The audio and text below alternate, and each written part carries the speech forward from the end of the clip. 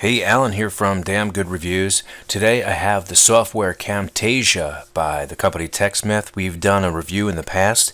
Now this is Camtasia 9, and for those of you who don't know, Camtasia is a screen recording software, but it offers a lot more than just that. The program that we were using previously, we loved the Camtasia. I believe that might have been 8. I don't remember offhand, but now this is the newer version, Camtasia 9, and loving the new interface. Even the previous version, the interface was great. The editing capabilities were really nice to have right within it. Very easy to use. And it looks like they've done some updates and made some navigation a little bit easier to navigate, and tons of options, everything from editing the video tracks, importing video tracks, to recording the screen caps. And actually we're recording this screen capture with Camtasia 9. Let me just go ahead and show you some of the options that we have. This was from our view scan video that we did on different software, and right here you see I actually have some captions up, which Camtasia will allow you to either add your own captions, or you can go in and you can do speech to text, which is where this is coming from. And if you've ever done anything with the speech to text that is available through places like YouTube, you know that it's not always 100%. The best way to do it is obviously transcribing the audio yourself, but it does a pretty good job. Now I know I tend to mumble a little bit. Enunciation is not always the best, and sometimes when I do the speech to text, I get some really funny sentences, even words I have no idea what they mean. That said, it makes it very easy to go back and I say, okay, run amok. I'm pretty sure I did not say run amok during this presentation, but I can just go back, I can click it, and I can edit it, and just make sure it's correct. Also, if I want to have professional ones done, I can go sync captions, import, and I can also export the caption file as well, which is nice because I can actually export it to different file formats and upload it to another platform that supports the captions if I want to do that. Besides that, we have the video tracks here. We have a bunch of different tracks that we can work with. Everything from your audio track to your video tracks. You can easily edit and cut. If you're familiar with a nonlinear editor, works exactly the same way. And then we see our keyframes for our motion. This is keyframes for zooming, which makes it really nice when you're doing a presentation and you don't just have one little feature. So also here we have things like other editing features, cut, copy, if we want to split the track. So if we go here and say, all right, I want to split this track, right here we see now we have 2 tracks, and we can always drop something else right in there. So really easy to use right off the board. If you have nonlinear editing experience, this is going to be straightforward for you. Also, so besides the screen capture ability, Camtasia offers interactive quizzes and surveys and things like that. While it won't work on platforms like YouTube, as far as I know, when you export and share a file, let's show that real quick, you have options to do local files. You can share to screencast.com, straight to Vimeo, YouTube, Google Drive. You can do custom productions. But when you do a local file, you can select things like just the MP4 or whatever video file you want to do, or actually build an HTML, I believe it's HTML5 program. So you can always go ahead and you can upload that whole file package, and then you can have your interactive options. Really, really cool feature to have, and they also make that really easy to do. So I mean, really, if I wanted to go here and said, all right, you know what, we're doing a training program, and let's go ahead and let's add a quiz to the timeline, I can go ahead, click it. We can do some multiple choices, fill in the blank, true, false, short answers, and then we can add additional questions. So pretty cool to be able to do that. As well. That's why a lot of people use this not only for screen capture, but they use it also for doing online training and testing as well. We have things like visual effects, some basic things if we want to do drop shadows. So if we have an image that we want to place above this, put a drop shadow or a border. We can colorize things.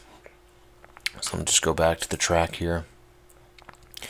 And then if I go ahead and we can colorize it, oh yeah, that looks great. Well, I can always select the amount or kind of what I want to do with it. I don't know why I would do it on that, but you could always, depending on what you're working with, you could do that. Also have other color adjustments, so if we want to do things like brightness, contrast, and we have that option. We also have the option of removing color, so that's working a lot like if you ever work with chroma key, things like that. So right now it's set for green, which is a pretty standard chroma key color, but I can go ahead, select the eyedropper, and drop it out. So if I had an image behind this, that would show through. You have a few options, to make it work nicely. It's not working with like a program like After Effects, so you may end up with some artifact. If it's if it's not a good screen that you're working with, but you do have some options to work with it. And then you can always do clip speed if you want to speed things up, or interactive hotspots, which is kind of cool. So the interactive hotspot, we can go ahead and then you could say, hey, this is where I want it to go. You place it on a marker, continue position, and if I want to click it, and that's what the hotspot would do. Oh, it takes you right to Techsmith right out of the bat. Cool. So also here we have audio effects. So if we want to do some basic editing on the audio, we have things like noise removal that we could do. You have things like sensitivity, how much removal, you can analyze the clip. So some cool editing, nice auto editing features there. Same thing with clip speed, we can easily fade out, fade in. Really cool features to have. And I realize I'm saying cool a lot, I don't know why. So awesome features, how about that? Right here, scrolling up, we have voice narration. Hey, you'll see me talking right there since we're going ahead and we're actually capturing this presentation. But if you want, you can go ahead and click on the timeline, select start voice recording, and then you can either record additional voice or do additional dubs, things like that. So you have that actually right in the platform here. You can select where it's coming from. Then we have cursor effects, which these are always fun. Let's see if I can do that here. I don't know if it's going to let me do it or not. So, okay. So it's not following this cursor, but it's actually highlighting the cursor that is in the screen capture right here. So if I move this, you'll see, we see the yellow cursor. It's almost like following the hockey puck or the golf ball thing that they do. So you kind of know where everything is happening. You can change the colors, the size, or if we have a couple options, we have a cursor spotlight. That's also a pretty cool one. And you don't have to do it the whole time. You can set timing, and this one is a magnifying glass, and you can set all those options as well. Animations, this one is the one that I use pretty much the most. You'll start off with zoom and pan, and then anywhere that you're on the timeline, if you want to change it and say, hey, I want the viewer to see right there, I click it, and it actually puts the keyframe right in on the timeline. And you can always go back in and adjust it if you need to. And then we have some other animations that are right here. So we have things like restore, no opacity, full opacity, so we'll bring it back up. Things like tilt left, these are ones that I'm really not using. But hey, you could use it. And there's also things like smart focus. Let's see if that puts it into play here. Go back this area. I don't know if it's going to work on this clip or not. So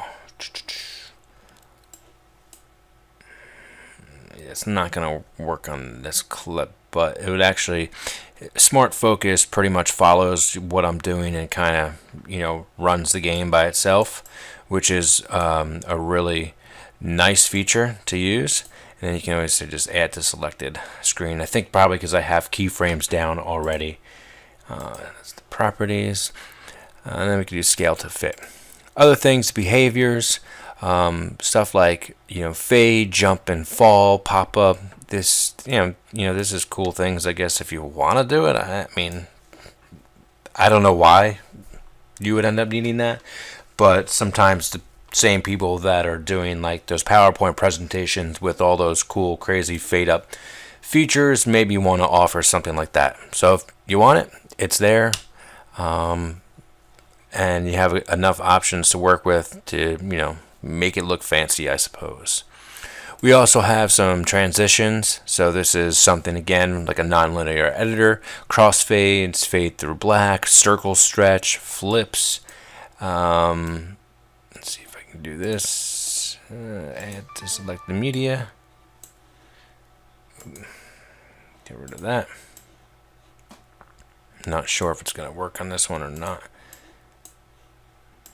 Probably have too much stuff already selected on this timeline, so it's not really letting me do that, which is completely fine. But you'll see things like page roll, slide, right. I mean, if you just hover over it, you see what it would do. It's not working because I don't have multiple clips actually to work with that are layered, so it won't let me do that. If I had that, it would work. We can do things like radial blurs. I mean, there's a lot here. So if you have experience working with nonlinear editors, you have these different transitions, everything from crossfades to, a cube rotation. These are the ones you see in those Sweet 16 and wedding videos from like the 80s. Again, I would probably never use them, but it's there. So if you do want to use it in your project and wow some people, go ahead and just wow them all you like. Also up top, going one more, we have annotations, which is really nice. So if you want to pinpoint something and point out something on a project that you're working on, you can go ahead and you can add a bunch of different annotations and call outs, things almost like the comic book type. You can type your information right in there. And then they have other types. They have abstract ones or bold. It's pretty much taking, I mean, they're not the same, but these ones are, the same idea, just some different designs to it. And you can change some things, outlines and thickness. And then we can go to arrows and lines. So if we want to point, if we want to point at something, we can always do that. Change the size or change the direction. If I can click it. So we can see right there, pretty cool. And then we have all the different options there as well. All different types, really, really cool. Shapes, if we want to highlight, again, tons of shapes. You can change colors. This one I really like. These are like we have a blur option. So if you have like, say, a license plate or serial numbers, things like that you want to blur out in the video, you can go ahead and do that. This is going to highlight. And just go ahead and we're going to undo that, but say, hey, I want to blur it out, and you can always set the intensity of it. Pretty cool, almost like something you would see on cops. This is a sketch motion, so it'll be almost like an animated sketch, I believe. And then you see it kind of draws it in. Kind of cool, depending on what you want to do. And then we can do call out keystrokes, so I can tell it, say, hey, in this program I want it to do Control+A, and we tell it what key. So if I want to go ahead here and say it's Control+A,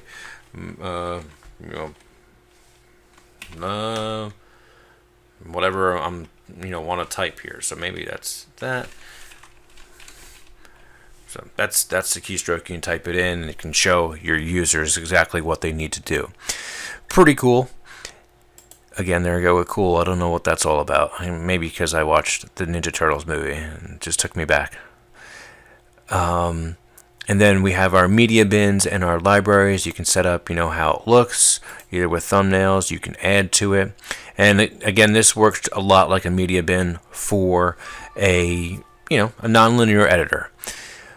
Just taking a look up top real quick, we have things like we can zoom. This one should be crop, so we want to crop it down. All of our help files, Camtasia and Techsmith, make it very easy. They have tons of video tutorials, and actually if you look at it once, you start seeing them pop up on Facebook. So if you're going to check it out, do that, like it, and you'll get a lot of awesome tutorials that you can watch and see the power of this tool and a lot of their other tools. Just go through it. You see a couple other things: playhead snapping, canvas. These are things a lot like just other standard video editors. And then these are other ways to get back into a lot of the same options on the side here. Some of our editing: add to library, jump to, you can always use some of these hot keystrokes as well, preference files, and then we have things like project settings. You can sign in, new recordings, and then you have these options here. We want to do upload to an FTP, export as zip, and our different save as. Tons of things, and we can import media, recent recordings, everything, captions, even from Google Drive. Tons and tons of options. I think Techsmith has done a really great job with this latest version of Camtasia. Again, this is by far my favorite screen capture program that I've used, and I've tried ones that are both open source and other paid ones, and I really have yet to see one that has outdone Camtasia. And I really can't say enough about it. Really easy on the eyes. I like the gray. It makes it very easy. A lot of the nonlinear editors do that now, so you can look at it for a longer amount of time. And it's also, the editing is extremely quick. The export is quick, and also if I want to do that text to speech or speech to text option, that took maybe, for this whole clip here, which was 12 minutes, it took about maybe 2 minutes to render. And yeah, some of the stuff was kind of crazy, but that's fine. And then exporting, depending on the file you want to export, how long it is, also relatively quick. And then you can just upload to wherever, either to FTP or YouTube, Vimeo, whatever you want. So there is a demo and just overall review of Camtasia 9 from Techsmith.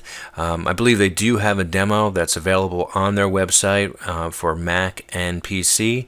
So go ahead, check that out. If you're looking to do screen captures, I highly recommend it. Love this program. I think they do a great job. One thing that I would love to see in a future release or update would be a way to do a screen capture and stream live to either YouTube or Facebook or Twitter, or Periscope, I guess. That'd be a really cool integration or plugin to have, so I can stream live, still capture it at the same time. It might be a feature that's available, but I have not seen it. If it is something that they're working on, let me know, or something that you've gotten to work, please leave it in a comment. So there you go. Camtasia from Techsmith. This is Camtasia 9.